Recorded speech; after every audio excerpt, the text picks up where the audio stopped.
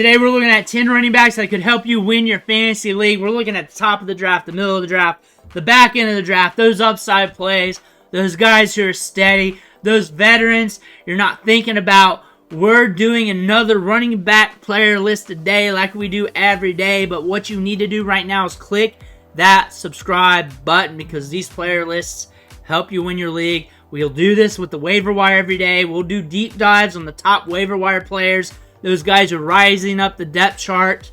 Will also help you set your lineups and look at the matchups. Click that button. Stop missing out because we're going to help you with these videos. But James Conner, the old veteran, going in the middle rounds. If he's healthy, he's on the field, he's going to produce for you. He's an older running back. We know this. We know the probabilities are getting higher by the year of his injury history ramping up. We all know this. But the price is baked in for that. The production's already there. He's on the field. He's going to score for you. He's cheap. He could be a good RB2 if you want to load up at wide receivers while not forgetting about the running backs at the top. Or an RB3 if a couple running backs fell to you. But still, if you're playing the market of your draft, you can really get good at wide receiver and still be solid at running back with some of these running backs in the middle rounds. Isiah Pacheco, when I'm looking at these running backs at the top, he's one of my favorites because I can slam elite wide receiver. I can get him at the next round or the next round. Maybe I'm doubled up at wide receiver and I'm good to go. I'm extra saucy. Maybe I'm drafting in the middle somewhere and then that third round, he's still there. Maybe he's back in the second. His ADP goes from round 4 to round 2-ish range depending on your drafts. I look at drafts because home league drafts are different from Underdog, ESPN, and all that. He's round 2, round 4 range-ish. He's never round 5. Round 4 is kind of low. Really depends on who you're drafting with. But he is round 4-ish on Underdog because wide receivers get pumped up there. But wide receivers can get pumped up in other drafts. That's just how it is. That's just how it is. Everybody's drafts are different. But Isiah Pacheco, if I can go wide receiver, Pacheco, or even elite wide receiver, and Pacheco, if I'm drafting in a weird slot or something, or if running back's going heavy, I'm feeling good because I feel safe because he is going to be getting the touches. He's in the Chiefs offense. He's going to get goal line work, round the red zone. Pacheco is going to be very safe. He's not super expensive where I'm missing out on elite wide receivers. But I can still get that workload. I can still cash in on this offense. I feel very good about him this year. Jonathan Brooks is good for your IR spot. If you got an IR spot, he is kind of risky at price. But he's falling in drafts too because people are telling me they're catching him at like round 12, round 13.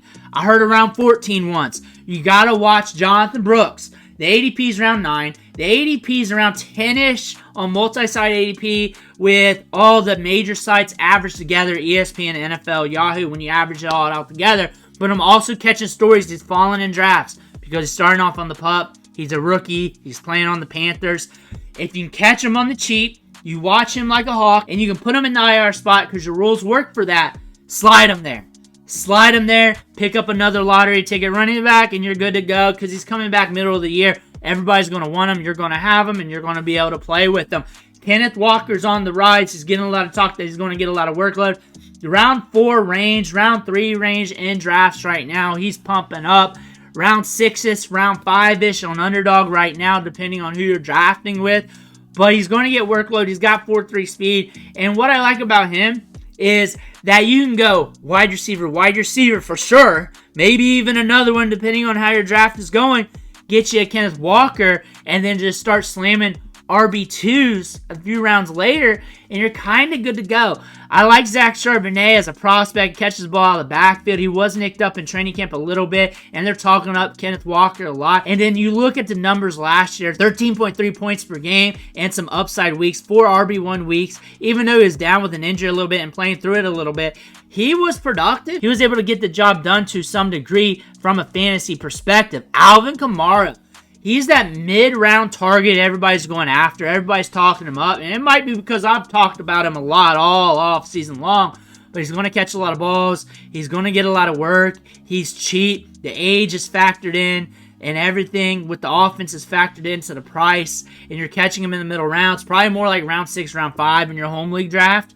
But he can be your RB2. Imagine a few years ago saying Alvin Kamara is your RB2. how happy would you be? He could be your RB2, maybe even RB3, depending on how your draft is going, how things are structured. But you can be elite at wide receiver, have a good RB2, and you're ready to rock and roll. Kyren Williams is returning punts, and I'm not scared because he returned punts last year for like the first 3 or 4 weeks of the season. Then they ramped it down, and he wasn't returning punts anymore. And the thing about this offense, they love him. They love him because he's dependable. So he's going to get a lot of work because he's dependable. It's going to scale back because they want it to scale back because they don't want him injured like last year. They do not want to go through week 7 through 11.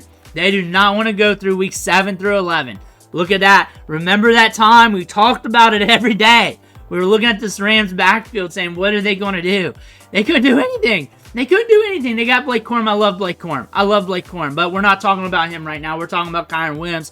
Kyren Williams is going to get a workload. It's going to be scaled back a bit. And if someone's scared in your league, or if your league's scared of him and he's falling back in drafts, get the discount and just handcuff him with Corum and hold on tight to this backfield. Aaron Jones, RB19, middle rounds.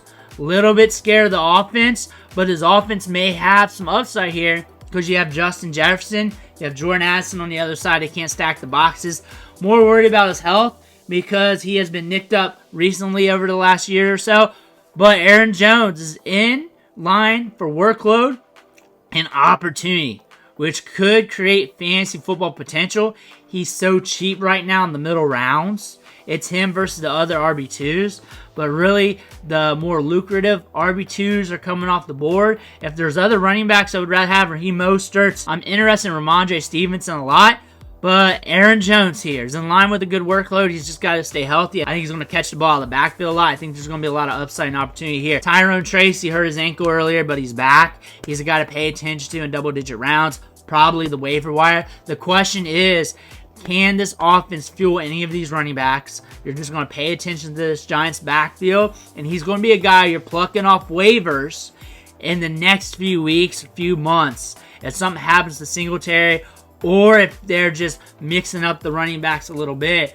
But you're drafting touches with this guy if it ever happens. Kendre Miller is another upside play. He's starting the season off on PUP/IR, and if you can put him on IR, you may want to spend one of your last draft picks on him because he does have talent and upside. That doesn't mean the potential will kick into fantasy points, but if it's there just sitting on your IR spot for free, use one of your last picks, you just draft him, slide him there, pick up another running back with upside potential, put him in your roster so you can use him. But he's a guy to stash if you can stash him in your IR spot. Bucky, Irvin's got upside in this offense. He's good between the tackles. He can catch the ball in the backfield. You can put him in a slot. If something happens to White, he's going to be the next man up. People are looking at him a lot. And he could be a dynamic factor in fantasy, if not just a guy getting touches later on down the line. And if that happens, people are going to run to get him. You don't have to draft him, but he is a name to pay attention to. Those are 10 running backs that we're looking at today.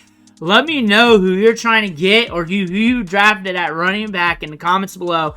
Smash that subscribe button because I'm always going to be here for you. I want to thank you for watching. Catch you on the next video.